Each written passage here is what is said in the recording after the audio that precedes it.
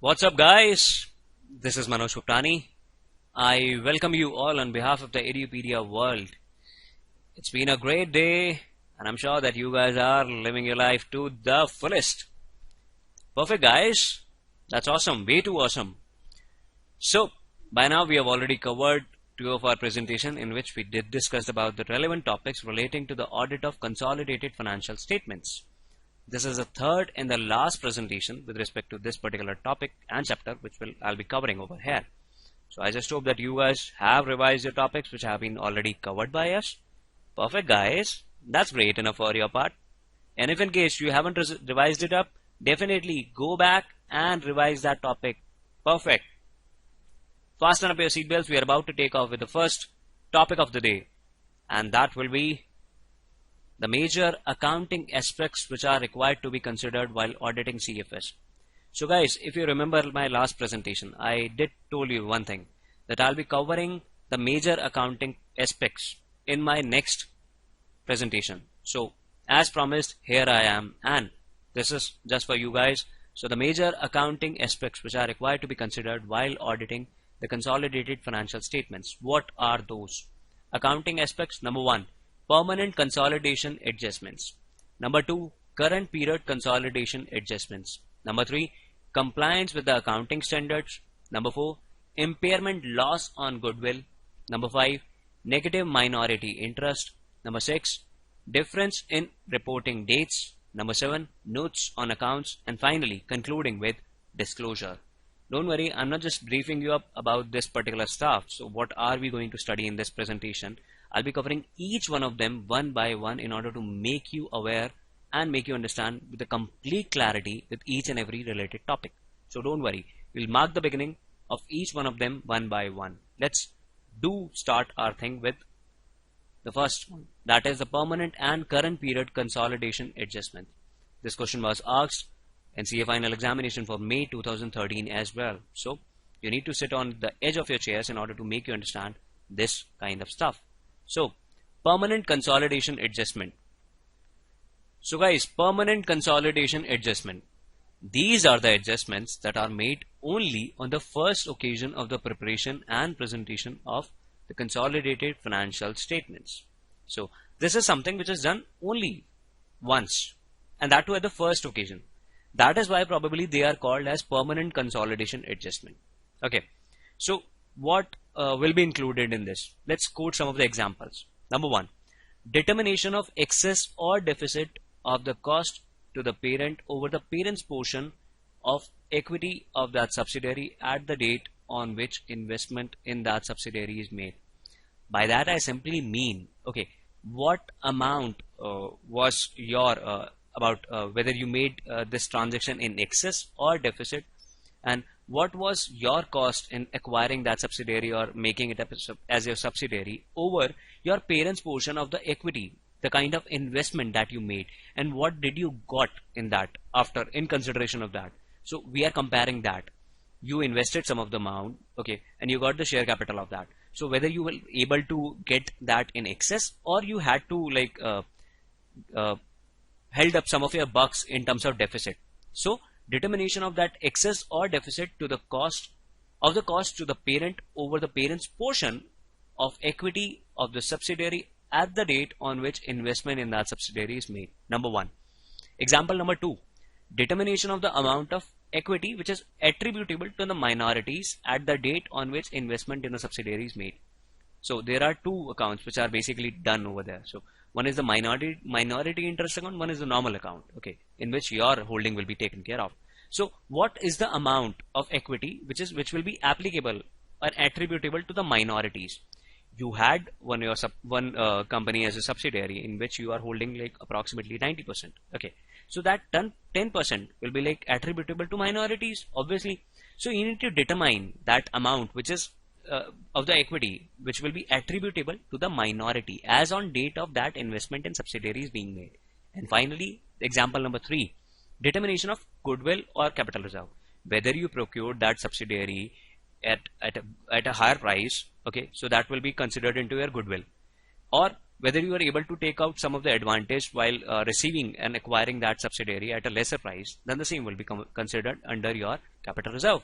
So example number 3 would be to determine the goodwill or capital reserve which arose on the application of the equity method to account for the investment in associates in CFS.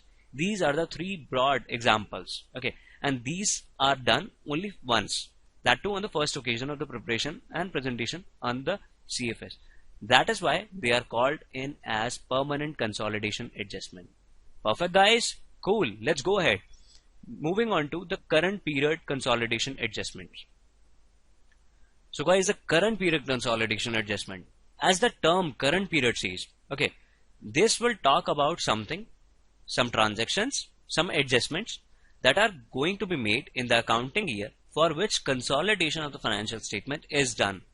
So if I'm talking about the current period consolidation adjustments, so they'll belong to somewhat on the only accounting period on which I am basically preparing the consolidated financial statements. So they'll belong to the current period in this case. They are not something which will drop in their effect on permanent basis. So current period consolidation adjustments are those that are made in the accounting period for which the current consolidation of financial statement is done. It primarily relates to elimination of the intra-group transactions and accounting balances. For example, the intra-group interest paid and received. This is something which I'll talk about in a very common example which I give usually to many of my students. So intra-group interest is something like you are taking money out of one pocket of yours and you are keeping that money in another pocket. So what's going to be the benefit to the company? Nothing. So you are just taking care of this intra-group interest that's revolving from one unit to another unit, and the money is revolving just inside the company itself. So intra-group interest paid and received, that will be considered under current period consolidation adjustment. Number 2, unrealized intra-group profits on assets acquired from other subsidiaries. Again, that is something which was not realized, okay, but that belonged to intra-group profits itself. So that will be covered under here. Next will be the intra-group indebtedness.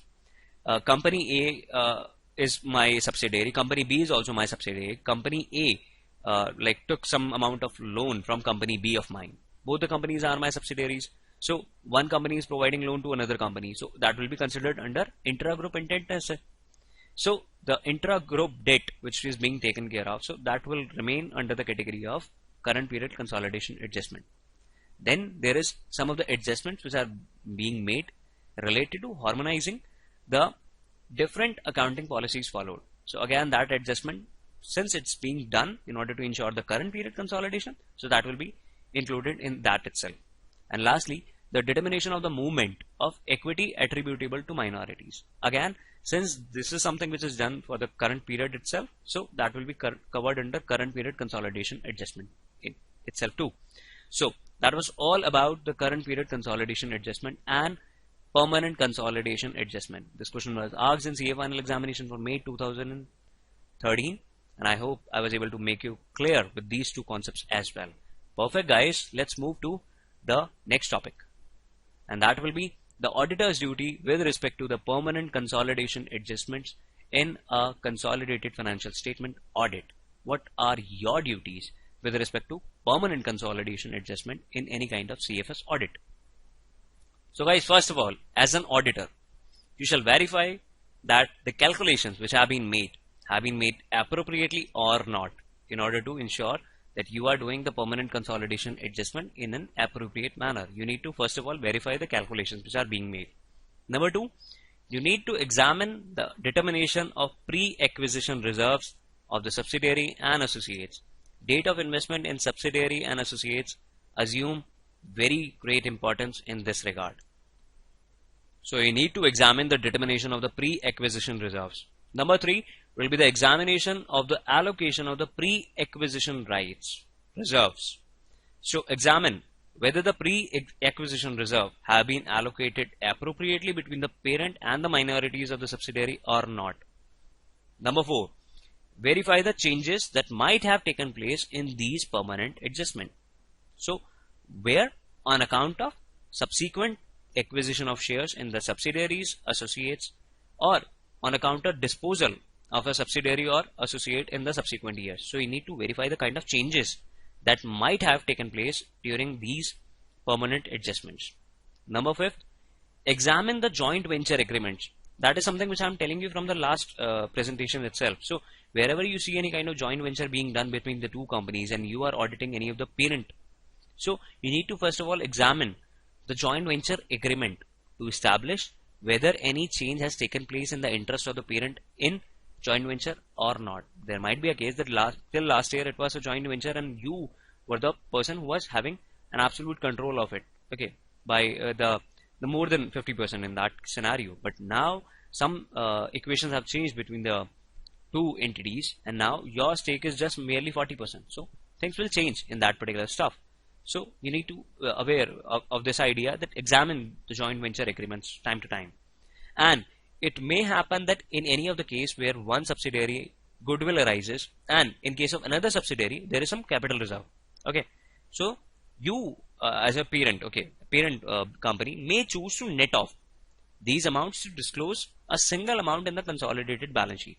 In such cases, the auditor should verify that the gross amount of goodwill and gross amount of capital reserve arising on acquisition of the various subsidiaries have been disclosed in the notes to the CFS to reflect the excess and shortage over the parent's portion of the subsidiary's equity or not. So that is something which you need to take care of. So these are the auditor's duty with respect to any of the permanent consolidation statement in a CFS audit. You need to verify the calculations which are being made appropriately or not, examine the determination of pre-acquisition reserves, examine the allocation of pre-acquisition reserves, verify the changes that might have taken place in these permanent adjustments, and finally examine the joint venture agreements as well. I hope I was able to make you clear with these kind of understanding. You're aware. Perfect, guys. You're smart. Perfect.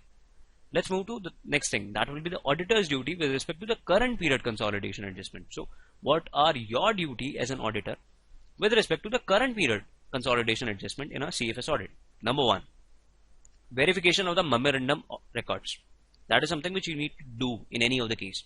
So the adjustment which are required for the preparation of CFS are made in memorandum records kept for the purposes by the parent. The auditor should review the memorandum records to verify the adjustment entries which are being made in the preparation of the CFS. This would also help the auditor in ascertaining whether there has been any of the difference in the elimination or not. So you need to have that verification of memorandum records being done on time. Next will be about the review. So apart from reviewing the memorandum records, you as an auditor should also review the following. Number 1, you should verify the intergroup transactions and the account balances that have been eliminated. So what all are the intergroup transactions that have been eliminated, and then you need to verify that whether the CFS, that is consolidated financial statements, whether the same have been prepared using the uniform accounting policies for like transactions and other events in some other similar circumstances or not, or some of the other accounting policies have been applied, so you need to be aware of the same. Next, you need to think about the verification of adequate disclosures that have been made in the CFS of application of different accounting policies in case it was impractical to do so. So you need to verify that as well. Next, you need to verify the adjustments being made to harmonize the different accounting policies. And then you need to verify the kind of calculation that you are doing for minority interest, whether the same have been correctly done or not. So this will be your review target in this particular stuff. And finally, on the conclusion stake, so management procedures. So the auditor shall gain an understanding of the procedures which are being adopted by the management of the enterprise to make these adjustments worthwhile. This basically will help you up as an auditor to reduce the audit risk to a very acceptably lower level. So you need to have those documents done and cleared with the management. So that will help you up. So these are the auditor's duty with respect to the current period consolidation adjustment in a CFS audit. I hope I was able to make you clear with the kind of understanding with the relation to these two topics. Perfect, guys. Let's move to the next topic, and that will be about the auditor's duties while considering the accounting aspect in the consolidated financial statements. So the auditor's duties while considering the accounting aspect in a consolidated financial statements. This will be classified into 6 major heads. Number 1, compliance with the accounting standards. Number 2, impairment loss on goodwill. Number 3, negative minority interest. Number 4, difference in reporting dates. Number 5, notes on accounts, and then finally concluding with the disclosure. Are you guys all set? Perfect. Let's move and understand the first thing, that is the compliance with accounting standards. So guys, while preparing any of the consolidated financial statements, the financial statements of the parent and subsidiaries are combined. Obviously you are aware of this thing. So they are combined on a line-on-line basis by adding together the item of assets, liabilities, income, expenses, and then certain calculations like determination of goodwill, capital reserve, minority interest, adjustment like elimination of the intra-group transactions balances. These are being done in accordance with the AS 21. Investment in associates are accounted for using the equity method, which is prescribed in AS 23. A parent that has an interest in a joint venture should report its interest in the CFS using the proportionate consolidation method in accordance with AS 27. So AS 21, 23 and 27 are the main AS which are going to take care of the consolidation adjustments. And since we are talking about the accounting standards, so guys, there are many procedures which will be appropriate for the application of the equity method, and proportionate consolidation are similar to the consolidation procedures set out in AS 21 itself. So the auditor should verify that the adjustments warranted by the relevant accounting standards have been made wherever required and have been properly authorized by the management of the parent itself. So this will remain and include all the compliance with the accounting standards. Perfect guys, let's move to now the second point, which will be impairment loss on goodwill. So guys, goodwill which is arising on consolidation is carried at a value which is determined at the date of acquisition of the subsidiary. We are all aware of them. And the same is to be tested for impairment at every balance sheet date. Number 1. Number 2, you as an auditor should examine whether any impairment loss has been determined by the parent or not. Number 3, if yes, the auditor, that means you, should examine the procedure which is likely to be followed for determination of impairment and satisfy himself or herself that the amount of impairment loss determined is fair. So that is something relating to the impairment loss on goodwill. Moving on to negative minority interest. So guys, apart from verifying the calculations and disclosures regarding minorities' interest have been made appropriately or not, the auditor should also determine, in cases where the minorities' interest share of the losses exceed the minorities' interest share of the equity, that excess and any further losses applicable to the minority interest have been accounted for as per the relevant accounting standard. And where the minority interest has a binding obligation to make good losses, the auditor of the CFS should determine whether it is able to do so or not. So that's something relating to negative minority interest. Moving on to different reporting dates. So we are all aware of this thing, that in case of many of the financial statements, for one or the more components are drawn up to different financial reporting dates. The auditor of the CFS should review the components result between the financial reporting date and that of the parent for significant transactions and other events that have taken place during the period, and therefore that needs to be reflected in the CFS technically. For example, where a subsidiary has like say a different accounting period, and at the end of the accounting period the subsidiary has discontinued, it's one of the major operations, and adjustments would be required to be made to reflect in that CFS. So that will be about this different reporting dates. The fundamental accounting assumption of consistency requires an auditor of the CFS to consider whether the length of the reporting period and any difference in financial year ends are the same from period to period or not. So you'll get to be aware of the kind of thing that you'll get in reason in reporting dates. So that is something. So difference with respect to difference. So difference in reporting dates over there. Different reporting dates. Next will be the notes to accounts. So guys, as per AS 21, CFS consolidated financial statements normally include consolidated balance sheet, consolidated P&L account, and notes, consolidated and explanatory, consolidated like statements and explanatory kind of material that forms part of internal stuff. consolidated cash flow statement is presented if in case parent prepares its own cash flow statement. The CFS are presented to the extent which is possible in the same format as adopted by the parent for its separate financial statements as well. Having said that, there are certain principles that should be observed in respect of notes and others explanatory material also that forms part of integral part of CFS. So the auditor should verify whether the principles enunciated by the clarification have been followed in the presentation of notes and accounts or not. So you need to check out that. As an auditor, you should examine the notes wherever necessary for presenting a true and fair view of the CFS which have been included in the CFS as an integral part thereof, and examine that additional statutory information disclosed in the separate financial information statements of the subsidiary or and this parent have a bearing on the true and fair view of the CFS which have been disclosed in the consolidated financial statements. So that is something which will relate to the point of notes on accounts. Lastly, I'll conclude with the disclosure. So guys, we are all aware of this thing that we as an auditor should always verify the disclosures which are being required by AS 21, 23, 27 which have been made in the CFS in the above kind of things which I just briefly narrated to you. So the auditor is of the view that CFS do not disclose any of the information which is necessary for presenting a true and fair view. The auditor in that particular case, that means you, should go ahead with giving the modified report.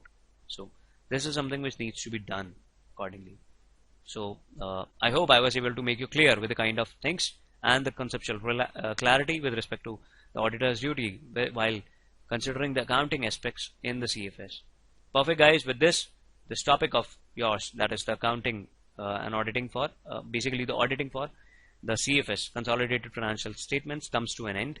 So all the topics have been like covered. I'll be concluding my video with a dose of motivation, and that could be you can do whatever you want to do, but sometimes you can do it even better than you thought you could. Jimmy Carter was the person who quoted this beautiful quote, and it happens to be many of the people. Usually people tend to believe that okay, we'll go 1 by 1 for both the groups in CA final. So it might happen that you just bring out some of the courage in you. You start planning for both groups, and there might be a chance that even in case you predict it to clear just a group, there might be a case that Almighty may provide some of the great blessings to you, or in that particular case, and you might end up getting something better in that case. So you can do whatever you want to do, but sometimes you can do it even better than you thought you could. Perfect guys, I hope each and every one of you gets that kind of distinction added to your credentials. So very soon it will happen, don't worry. Perfect guys, just do revise the topics, don't forget on that particular stuff. I'll see you with the next presentation with some of the new exciting topics over there. Till then, thank you on behalf of the Edupedia world. Keep interacting via questions, queries and YouTube comment boxes. I will love to solve each and every one of your queries and grievances. Stay connected, that will help us in understanding your needs way better. Love you guys, God bless.